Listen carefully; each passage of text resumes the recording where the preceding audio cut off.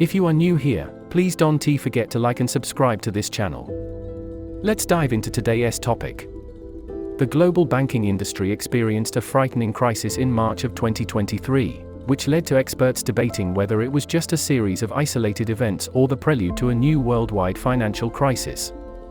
The crisis began when three of America's most crypto-friendly lenders collapsed within less than a week, leading to market panic that spilled over to Europe, resulting in the downfall of Credit Suisse, an institution included on the list of global systemically important banks, GSIBS.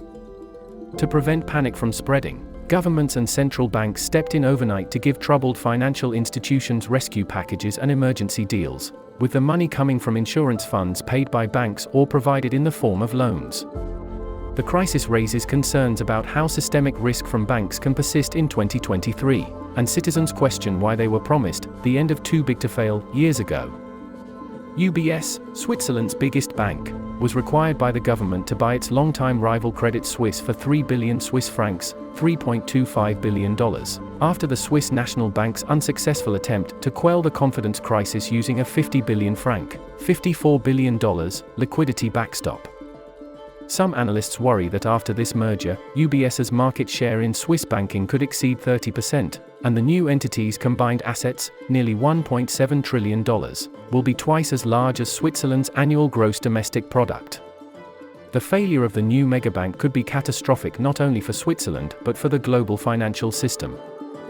All the recently failed lenders had struggled, often for years, with several issues: high indebtedness, excessive risk-taking, unreasonable exposure to liquidity risk, mismatch between assets and liabilities, poor investment performance, mismanagement, and sometimes downright fraudulent business practices. Customer trust eroded, precipitating the failure of the institution and ultimately sending shock waves across the highly interconnected global financial system. According to some observers, what happened last March was more of a sentiment contagion than a true systemic contagion. But policymakers know all too well that fears of financial crises can quickly become self-fulfilling. That is why their first priority, in the midst of the chaos, was to reassure markets with a clear message: this instability is due to idiosyncratic cases and has nothing to do with what happened in 2008. Rising interest rates are a double-edged sword for banks. On one hand, higher rates improve their loan income. On the other, they push up the cost of liabilities and reduce the value of investment securities held as assets. This can weigh heavily on banks' investment portfolios, all the more when these contain large proportions of government bonds, as is the case in the US and Europe. Over the last decade, interest rates were kept ultra-low to support central banks' frenetic money creation. During the pandemic, commercial banks were urged to accumulate substantial amounts of debt from crisis. The crisis raises several issues, and citizens are questioning how systemic risk from banks can persist in 2023. They wonder why they were promised the end of too big to fail years ago, yet UBS and Credit Suisse were individually too big to fail, and the new megabank could turn out to be too big to bail. The crisis has led to a new crisis of trust, as citizens, both as banking clients and taxpayers, are affected, at the very least indirectly through inflation, by these massive bank rescue programs. Policymakers have taken steps to reassure markets that this instability is due to idiosyncratic cases, and has nothing to do with what happened in 2008. United States President Joe Biden promised bank customers that their deposits will be there if and when they need them. The FSB, created after the 2008 crisis, monitors the global financial system and makes policy recommendations. The organization has called for greater international coordination to regulate crypto assets and other digital assets, which are still largely outside the scope of existing financial regulation frameworks. The FSB has also called for increased transparency and disclosure requirements for financial institutions, to help reduce the risk of future crises.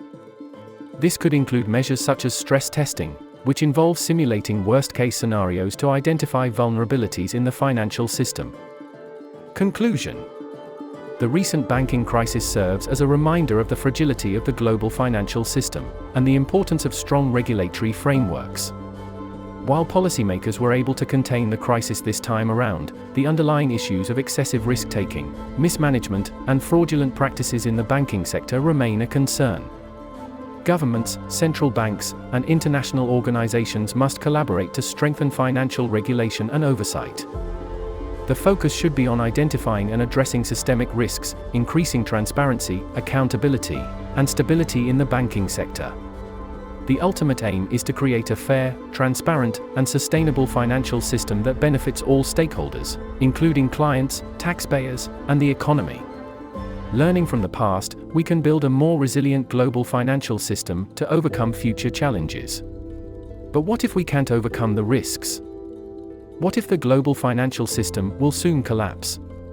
Let us know what you think about it in the comments.